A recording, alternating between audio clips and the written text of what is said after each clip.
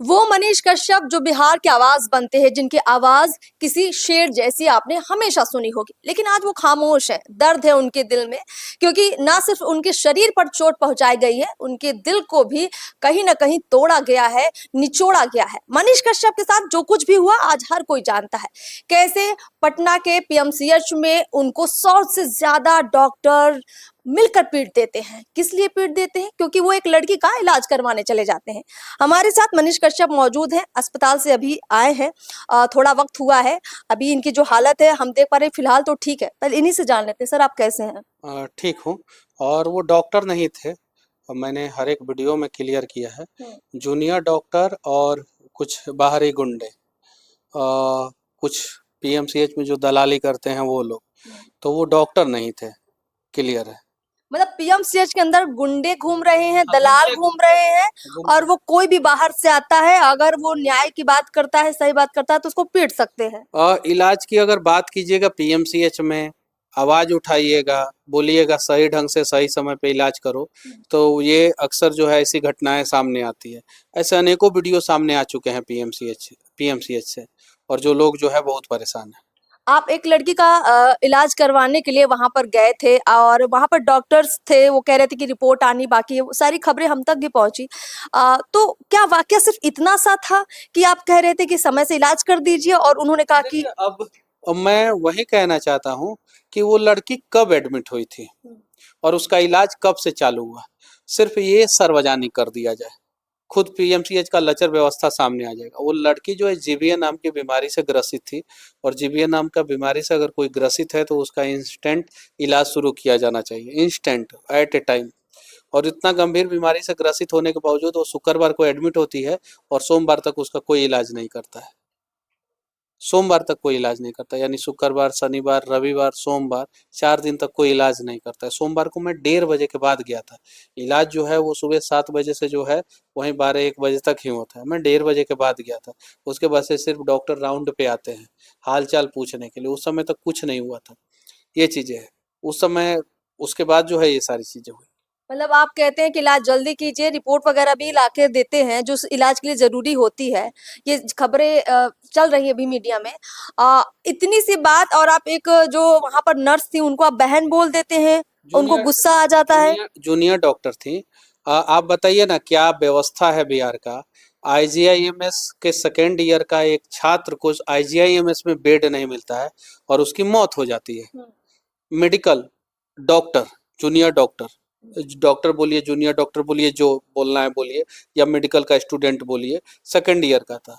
जब उन लोगों को समस्या होती है तो मुझे बुलाते हैं, मैं उन लोगों के लिए आवाज उठाता हूँ। जब जूनियर डॉक्टर को सैलरी और भी बहुत सारी समस्याएं होती हैं, हॉस्टल की समस्याएं होती है, तो हम लोग आवाज उठाते हैं। और जब पीएमसीएच में जाते हैं इलाज करवाने के लिए, तो वहां पे जो है इस प्रकार का व्यवहार किया जाता है। तो कहीं नहीं तो कहीं पीएमसीएच में कैमरा और माइक इसलिए बैन किया गया है क्योंकि पीएमसीएच में बहुत सारा राज जो है दफन है, वो बिहार के लोगों के सामने आ जाएगा, तो कहीं स्वास्थ्य मंत्री का थूथू हो जाएगा। इसलिए जो है पीएमसीएच में जो है हम लोगों के साथ इस प्रकार की घटनाएं घटती है। तो उस दिन आप कैमरे में ऐसा क्या पीएमसीएच की चीजें कैद करने लग गए थे कि डॉक्टरों को लगा कि कहीं बड़ा खुलासा ना हो जाए? हाँ, जूनियर डॉक्टर और दलालों को लगा। अब अब पता नहीं उन लोगों को क्या लगा क्या नहीं लगा, इस पे तो हम जाना नहीं चाहते। हम बस इतना चाहते हैं कि अगर स्वास्थ्य मंत्री में हिम्मत है तो सारे सदर अस्पताल और पीएमसीएच और एनएमसीएच जैसे अस्पतालों में मीडिया को अलाउ करें। और हाँ, मैं ये नहीं कह रहा हूँ कि मीडिया हर जगह घूम घूम के चीजें करे। मीडिया बाहर की चीजें कवरेज करे, अंदर भले मीडिया को अलाउ ना करे, लेकिन बाहर की चीजों को कवरेज करने का अलाउ जो है वो होना चाहिए। अस्पतालों के अंदर पारदर्शिता की कमी हमने भी कई बार देखा है कि जब भी कैंपस में जाते हैं, किसी मरीज की समस्या पर बात करते हैं, तो वहां बहुत आसानी से आप देखेंगे आपको भगा दिया मैं जाएगा। क्या बोल रहा हूँ कि मान लीजिए कि इमरजेंसी में, ट्रॉमा सेंटर में जो है आप नहीं घुसने दीजिएगा, आईसीयू में नहीं घुसने दीजिएगा। आप एक वहाँ पे जगह बना दीजिए। आप 5500 करोड़ का अस्पताल बना रहे हैं, आप जो है 5 लाख का एक कमरा बना दीजिए। कमरा नहीं बना सकते हैं तो एक पर्टिकुलर एरिया बना दीजिए जहाँ पे मीडिया जाके जो है वहाँ पे कवरेज कर सके, और अस्पताल में लोगों को समस्या हो तो वो मीडिया को आके बोल सके। बाकी जो है बाहर सड़क पे कोई वीडियो बनाए ना बनाए, इससे तो सरकार को परेशानी नहीं होनी चाहिए। अगर पीएमसीएच में चलते चलते अगर कोई वीडियो बना रहा है तो इससे तो सरकार को परेशानी नहीं होनी चाहिए। अगर हिम्मत है स्वास्थ्य मंत्री के अंदर तो अलाउ करे, बाहर वीडियो बनाना तो कम से कम अलाउ करे।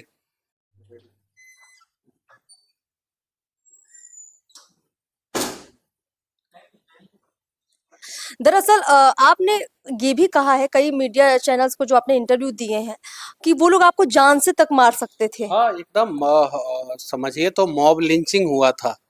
अब मॉब में तो वो लोग बात ही कर रहे थे कि इसको मार देना है, इसको यहाँ से नहीं निकलने देना है, बहुत सारी चीजें वो लोग बोल ही रहे थे। उन लोगों को डर था इस बात का कि मनीष कश्यप यहाँ से जाएगा तो उसके बाद से जो है बहुत सारी चीजें पीएमसीएच के सामने आएगी।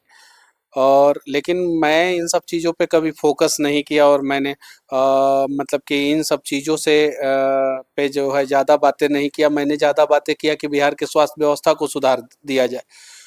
तो अभी जो है बिहार का स्वास्थ्य व्यवस्था जो है वो इतना जर्जर है और वर्तमान समय में स्वास्थ्य मंत्रालय जो है वो कामधेनु गाय हो गया है।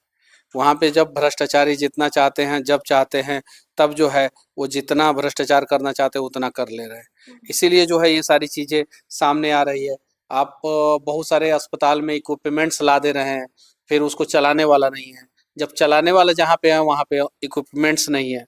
मतलब समझिए इस खेल सिस्टम में इस गड़बड़ी। खेल को, मतलब कि जहाँ पे आप जो मशीन दे रहे हैं उस मशीन को चलाने वाला नहीं दे रहे हैं, और जहाँ पे चलाने वाला दे रहे हैं वहाँ पे मशीन नहीं दे रहे हैं। ये सारी चीज़ें आज एमआरआई सीटी स्कैन के लिए पीएमसीएच में जो है वो ना जाने कितने दिन पहले नंबर लगाना पड़ता है, कितने दिन पहले। तो इन सारी चीज़ों की सच्चाई जो है सामने ना आए, शायद इसलिए जो है मेरे साथ इस प्रकार का दुर्व्यवहार किया गया और सोचा गया कि अब मनीष कश्यप को मार पीट देंगे तो जो है ये सारा मैटर जो है खत्म हो जाएगा, फिर कोई आवाज उठाने मतलब नहीं मनीष आएगा। कश्यप डर जाएंगे। मनीष कश्यप डर जाएंगे, कोई इस पे बोलेगा नहीं, चीजें सामने नहीं आएगी। लेकिन मैं धन्यवाद देना चाहता हूँ सभी मीडिया बंधुओं का, जिनके वजह से कुछ लोगों ने नकारात्मक ही चलाया। जिनके पत्रकार जो है गोपालगंज के अस्पताल में जो है मार खाएं, वैसे चैनलों ने जो है नकारात्मक चलाया, हेडिंग्स जो है इतने गंदे गंदे, उनके पत्रकारों के लिए मैंने आवाज उठाया था। लेकिन उसके बाद जो है बहुत सारे मीडिया वालों ने चलाया, बहुत सारे लोगों ने सपोर्ट में चलाया। उसके बाद से अभी तो सारे लोग सपोर्ट में हैं कि हाँ मनीष कश्यप के साथ गलत हुआ, क्योंकि आज मनीष कश्यप के साथ गलत है, कल किसी और के साथ गलत हो सकता है। तो इसलिए और साथ ही साथ जो है बिहार का स्वास्थ्य व्यवस्था में सुधार हो, इसलिए जो है सभी लोग जो है आज एक सुर में जो है आवाज उठा रहे हैं। आपने कहा कि अस्पताल के अंदर जितनी जांच होती इतना लंबा वक्त दे दिया जाता है कि आपको मजबूरी में वो सब जांच बाहर से करवानी पड़ती। सिस्टम समझिए कि ये सारे सरकारी अस्पतालों की दिक्कत है कि बाहर एक बहुत बड़ा रैकेट तैयार है। आप भी अगर और इससे सुनिए, मैं एक चीज और बता देना चाहता हूँ। बिहार में जितना बड़ा बड़ा नर्सिंग होम, जितना बड़ा बड़ा प्राइवेट हॉस्पिटल जो बड़ा बड़ा है, उसमें जो है ज्यादातर जो है वो मतलब कि सत्ताधारी पार्टियों के या विपक्षी पार्टियों के या पार्टियों के नेताओं का जो है शेयर वेयर रहता है, ये सारी चीजें। कुछ अस्पताल है जो डॉक्टर जो है बाहर जो है जिनका अपना अस्पताल है और अच्छे ढंग से वो चला रहे हैं। कुछ अस्पताल है जो बहुत अच्छे ढंग से चल रहा है, जिनकी संख्या जो है 10% से 15%, 20% है प्राइवेट अस्पताल। लेकिन जो है बाकी सारी प्राइवेट अस्पताल जो है 80% वो है जिसमें जो है इन्हीं सब अस्पतालों के डॉक्टर बैठे हुए हैं, नर्सिंग होम बना हुआ है, किसी नेता का पैसा लगा हुआ है। इन अस्पतालों में इलाज सही से नहीं हो रहा है, इसलिए जो है मरीज जो है उन अस्पतालों में जा रहे हैं। तो ये बहुत बड़ा रैकेट है। इस रैकेट का पर्दाफाश होना चाहिए और ये रैकेट का पर्दाफाश होगा तब बिहार के लोगों को जो है उचित स्वास्थ्य व्यवस्था मिल पाएगा। आपकी माँ को कहीं न कहीं हमने देखा हर कार्यक्रम में, हर मौके पर, दुख तकलीफ में, हर वक्त। अब इतनी बड़ी घटना आपके साथ होती है, माँ डर गई होंगी। क्या कहा उन्होंने आपसे कि ये सब छोड़कर घर आ जाओ बेटा, अब सब छोड़ दो, कुछ कहा ऐसा? वो नहीं, मतलब कि घर परिवार के लोग जानते हैं कि ये जो है अब बिहार के लिए आवाज उठाएगा, लोगों के लिए आवाज उठाएगा तो उठाएगा। हाल चाल सब लोगों ने पूछा, तकलीफ सबको है, दुख सबको है। अ, लेकिन मेरी सिर्फ एक माँ होती तो मैं शायद से उनकी बातों को सुन के जो है ये सारी चीज़ें छोड़ देता। लेकिन जब बिहार की अनेकों माएँ जो है दुख तकलीफ में रहेंगे, तो मैं मनीष कश्यप उनका बेटा हूँ और मेरा फर्ज बनता है कि मैं लड़ूं, अपनी हर एक माँ के लिए लड़ूं, जो माँ जो है आज बिहार में दुख तकलीफ में है, जिनका कहीं इलाज नहीं हो रहा है, तो जिनका कहीं बेटा परेशान है, तो जिनकी कहीं बेटी परेशान है, तो मैं हर किसी के लिए लड़ रहा हूँ। बिहार के लोगों के साथ जब तमिलनाडु में या कहीं भी कुछ भी दिक्कत होती थी, उनके साथ अत्याचार होता था, आपने खूब आवाज उठाई। उस वक्त तेजस्वी यादव के खिलाफ आप जमकर बोले थे जब वो तमिलनाडु में केक काट रहे थे और वहां बिहार के लोगों के साथ कहीं ना कहीं दिक्कतें हो रही थी। आज बिहार की बात है और बिहार में बीजेपी की सरकार है, जिस बीजेपी के सदस्य आप भी हैं। क्या उसी तेवर के साथ आप बीजेपी और नीतीश कुमार के खिलाफ बोलेंगे? देखिए, बीजेपी और नीतीश कुमार के खिलाफ नहीं, सिस्टम के खिलाफ बोलना जरूरी है। और सिस्टम जो है सरकार चला रहा है, तो समझिए कि हम उनके खिलाफ भी बोल रहे हैं। अगर गलतियां हो रही है तो बोलना जरूरी है। अगर आज नहीं बोलेंगे तो लोग कहेंगे कि तुम तेजस्वी को तो बोल दिए, इधर काहे नहीं बोल रहे हो। ये चीजें है। अब मुख्यमंत्री तो अचेत अवस्था में है। आज जो है किसी का गमला उठा के किसी के सर पे रख दे रहे हैं, तो बहुत सारी चीजें हैं। अब हम लोग तो धृतराष्ट्र है नहीं, जो धृतराष्ट्र हो वो सपोर्ट करे जिसको सपोर्ट करना है। हम लोगों के पास आंख है, गलत होगा हम लोग बोलेंगे, और मैं तो बोलूंगा। चुनावी माहौल है, आप ज्यादा बोलेंगे दिक्कत नहीं होगी, चुनाव आपको भी लड़ना होगा। अब बिहार के हक में बोलने से अगर समस्याएं हो तो होने दीजिए, कोई दिक्कत नहीं, आने दीजिए उन बाधाओं को। उससे जो है पार पाएंगे, और आज नहीं तो कल जो है कुछ ना कुछ अच्छा बिहार का होगा। चलिए, बहुत बहुत शुक्रिया मनीष जी हमसे बातचीत करने के लिए। तमाम दर्शकों का भी शुक्रिया जो लगातार हमें देख रहे थे। इस खबर पर अपनी राय जरूर दीजिए, कमेंट बॉक्स खुला हुआ है। नमस्कार।